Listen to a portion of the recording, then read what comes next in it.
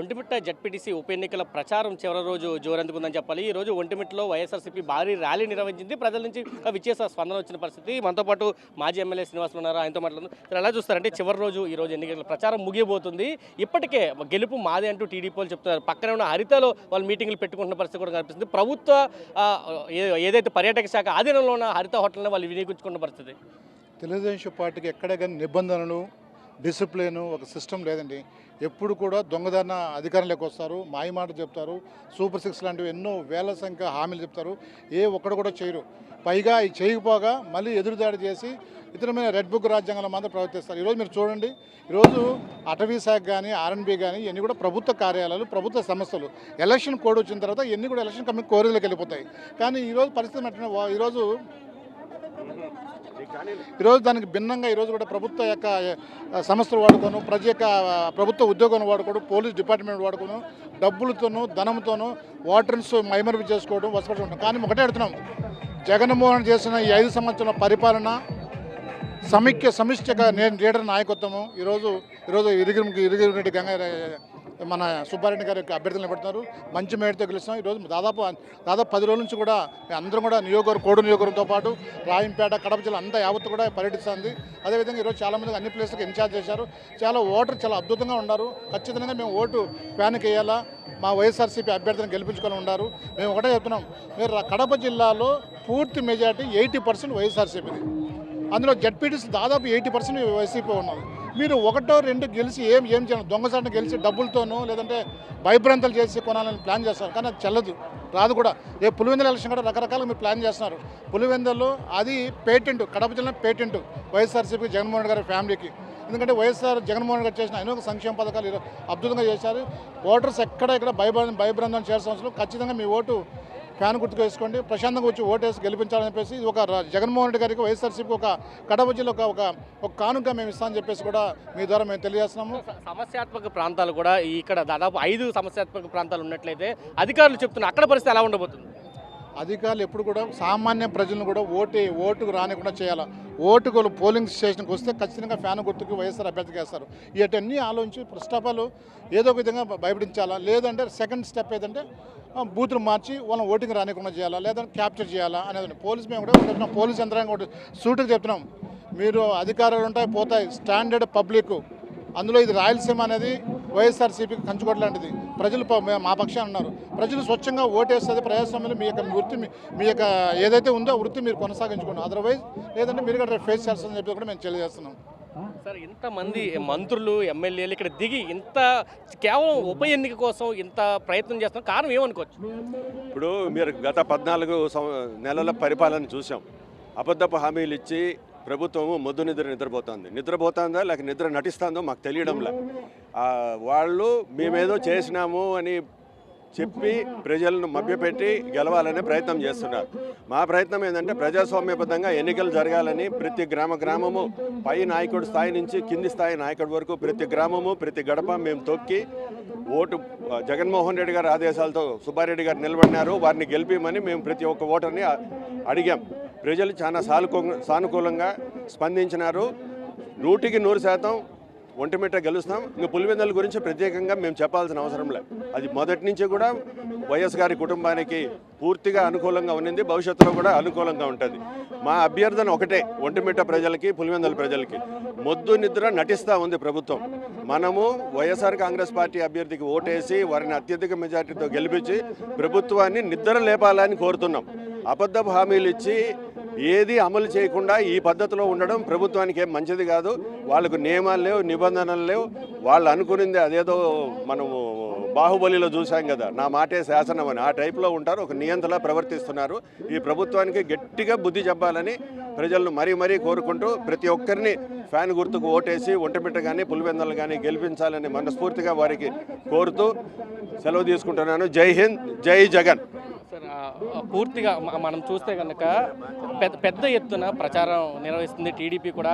ర్యాలీలు కూడా వాయిదా ఎంచుకుంటారు. ఫస్ట్ ఏంటంటే వైసీపీకి ఫస్ట్ అవకాశం ఇచ్చారు ఇక్కడ ర్యాలీకి, కానీ టీడీపీ దాన్ని ఓవర్టేక్ చేసిన పరిస్థితి. టీడీపీ వాళ్ళు డైరెక్ట్గా పోలీసులను పెట్టి ఓటింగ్ జరుపుకోవాలని చూస్తున్నారు.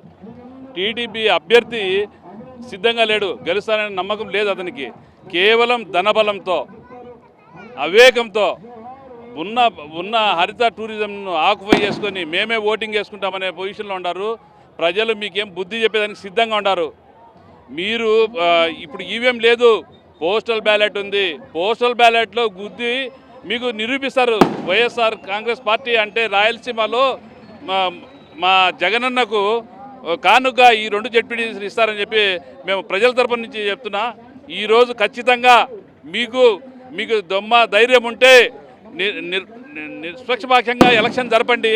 దాంట్లో తెలుస్తుంది మీకు నిజంగా మీరు ఈవీఎంలు కాదు, ఇప్పుడు పోస్టల్ బ్యాలెట్లో చూపేయండి. మీరు ఏదైనా ఉంటే పోస్టల్ బ్యాలెట్లో మేము నిరూపిస్తాం. జగనన్నకు ఓటు వేసి ఈ 2 కానుగా జగనన్నకు ఇస్తున్నాం జెడ్పీటీసీలను ఇద్దరిని.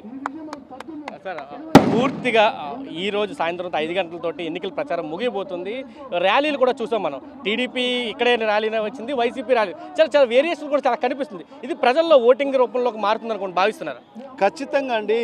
ఎందుకంటే వైఎస్ఆర్ కాంగ్రెస్ పార్టీ అనేది ప్రజాబలం కలిగిన పార్టీ. మన నాయకుడు శ్రీ వైఎస్ జగన్మోహన్ రెడ్డి గారు అంటే ఆయనకు ప్రజల్లో ఒక ఇమేజ్ ఉంది ప్రజల్లో. అందుకే ఈరోజు ఎక్కడికి వెళ్ళినా కూడా వైఎస్ఆర్ కాంగ్రెస్ పార్టీ అంటే ప్రజలు తండోపతండాలుగా ఎవరికి ఆహ్వానం ఇవ్వాల్సిన అవసరం లేదు, వాళ్ళు స్వచ్ఛందంగా ఈ ర్యాలీలో పాల్గొనడం జరిగింది. మరి ఈరోజు చూసాం, ఈరోజు ఏదైతే చూస్తున్నామో ఈరోజు వైఎస్ఆర్ కాంగ్రెస్ పార్టీ మధ్య తెలుగుదేశం పార్టీ మధ్య జరుగుతున్న ఎన్నిక కాదు ఇది. వైఎస్ఆర్ కాంగ్రెస్ పార్టీ మధ్య పోలీసుల మధ్య జరుగుతున్న యుద్ధంలాగా భావిస్తున్నాం మనం. ఎందుకంటే మనకు గతంలోనే నిన్ననే మాకు పర్మిషన్ ఇచ్చారు. 9 నుంచి 1 గంట వరకు మాకు ఇక్కడ ర్యాలీ నిర్వహించుకోమని పోలీస్ డిపార్ట్మెంట్ తరఫు నుంచి మాకు లిఖితపూర్వకంగా మాకు పర్మిషన్ ఉంది. కానీ ఉదయం ఫోన్ చేసి వాళ్ళు తెలుగుదేశం పార్టీ వాళ్ళు ఏదో ర్యాలీ చేస్తున్నారు, మీకు పర్మిషన్ లేదని చెప్పి మాట్లాడుతున్న పరిస్థితి ఈరోజు స్పష్టంగా కనిపిస్తుంది. ఇది అధికార బలంతో మరి ఈరోజు, ఎందుకంటే ఒక చిన్న ఎన్నిక, ఒక జెడ్పీటీసీ ఎన్నిక అంటే ఒక 20,000 ఓట్లున్న ఈ ఏదైతే ఒంటిమిట్టలో ఎంతమంది మంత్రులు వచ్చారండి? 5 మంత్రులు వచ్చారు. ఎక్కడెక్కడి నుంచి వచ్చారు?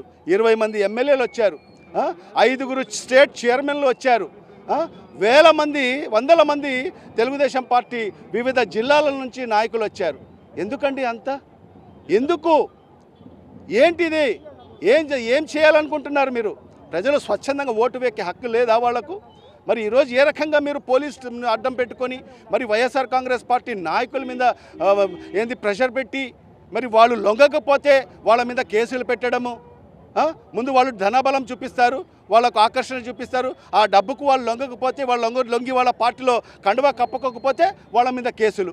మీరు ఎక్కడ కూడా పార్టిసిపేట్ కాకూడదు, ప్రచారంలో పార్టిసిపేట్ కాకూడదు అని చెప్పి వాళ్ళకు భయభ్రాంతులు చేస్తారు. మరి ఈరోజు చూసి పోలింగ్ శాతం తగ్గించాలని చెప్పి ఈరోజు అనేక పోలింగ్ స్టేషన్లు 5-6 కిలోమీటర్ల దూరంలో.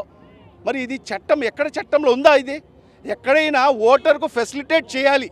మరి ఆ గ్రామంలోనే అవకాశం ఉంటే ఆ గ్రామంలోనే అక్కడ ఫెసిలిటేట్ చేయాలి, అక్కడే బూత్ పెట్టాలి. మరి అలాంటిది అక్కడ ఫెసిలిటేట్ చేయకపోగా అక్కడ ఉన్న బూతుని ఉన్న పళంగా తీసేసి 5 కిలోమీటర్ల దూరం పెడితే ఒక ఓటరు, ఒక మహిళలు 5 కిలోమీటర్ల దూరం పోయి ఓటేస్తారా? అంటే ఇది ఒక కుట్రలో భాగంగానే కేవలం ఇక్కడ జగన్మోహన్ రెడ్డి గారి ప్రతిష్టని ఈ జిల్లాలో తగ్గించాలి. ఎందుకంటే ఇవాళ ఈ జిల్లా అనేది వైఎస్ కుటుంబానికి అడ్డగా ఉంది. జగన్మోహన్ రెడ్డి గారికి, వైఎస్ఆర్ ఫ్యామిలీకి మరి ఉమ్మడి ఏదైతే వైఎస్ఆర్ జిల్లా ప్రజలందరూ కూడా గుండెల్లో పెట్టుకుని ఉన్నారు. గతంలో 50 ఏళ్ల నుంచి ఆ కుటుంబానికి ఎందుకు ఉప ఎన్నికలకి ఇంత భయపడుతుంది? మొత్తం మంత్రుల వర్గం అంతా ఇక్కడ దించారు, చైర్మన్లు దించారు. ఎందుకు కేవలం ఉప ఎన్నికకి ఇంత భయపడుతుంది?